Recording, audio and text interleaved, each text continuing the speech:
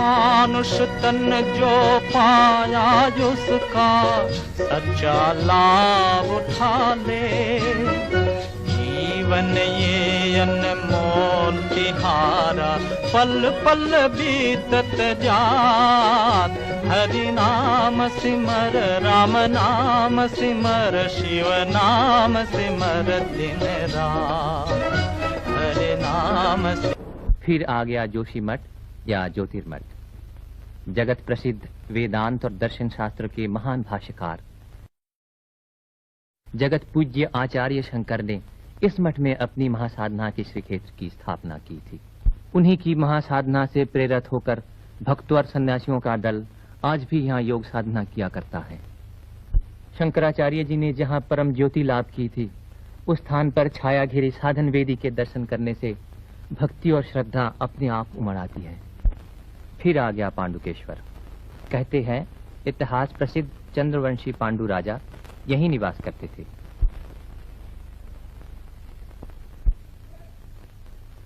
पांडुकेश्वर के नीचे ही बह चली है अलकनंदा। पुल पर से गुजरकर पहाड़ के बाद पहाड़ और कितने ही मुश्किल चढ़ाइयां चढ़ने के बाद लोकपाल के विशाल पर्वत की चोटी दिखाई देती है। सर पर सफेद मुकुट सा पहने हुए यह लोकपाल पर्वत की चोटी बर्फ से हमेशा ढकी रहती है। बीच की भूमि पर हेमकुंड नाम का एक बहुत बड़ा सरोवर है। सरोवर के चारों ओर उजली चमकीली बर्फीली पर्वत श्रेणियां विराजमान हैं। मनुष्य का रहना सहना यहाँ संभव नहीं। कहते हैं सिखों के दशम गुरु गुरु गोविंद सिंह जी ने इस जनहीन स्थान पर किसी समय एकांत साधना की थी। उनकी उस महान साधना के स्थान पर आज एक सिख गुरुद्वारा दिखाई देता है।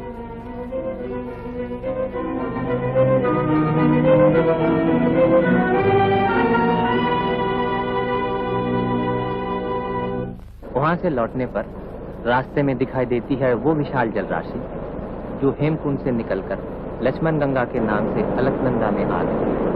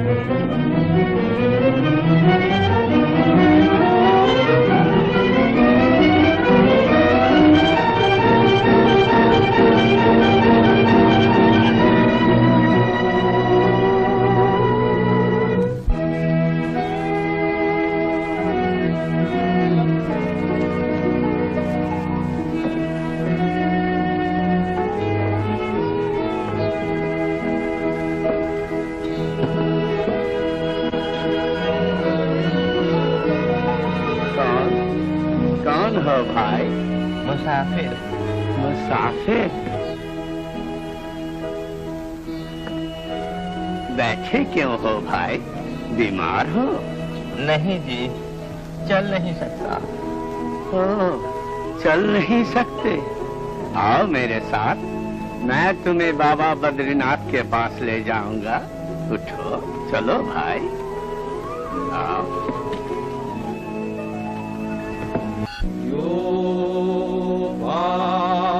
पुष्पं वेद पुष्पवान् प्रजावान् पशुमान् भवति चन्द्रमा वायपां पुष्पं पुष्पवान् प्रजावान् पशुमान् भवति य एवं वेद योपामायतनं वेद आयतनवान् भवति योपामायतनं जम्बूद्वीपे भरतखंडे भरतखंडे आर्यवर्ते आदिवर्ते देशांतर्गते देशांतर्गते अमुक अपना अपना नाम लीजिए। बामनी दाई। गोपाल मोदी। हम मेरे मन ने मुझे स्थिर न रहने दिया। जिस मंजिल पर पहुंचकर दूसरों की यात्रा खत्म होती है, वहीं से मेरी यात्रा फिर शुरू हुई। मुझे जाना है उसी राह पर जिसे महाप्रस्थान की राह कहते हैं। बर्फ से ढके हुए रास्ते से मैं आगे बढ़ चला। नीचे बहा चला जा रहा है पिघली हुई बर्फ का प्रवाह।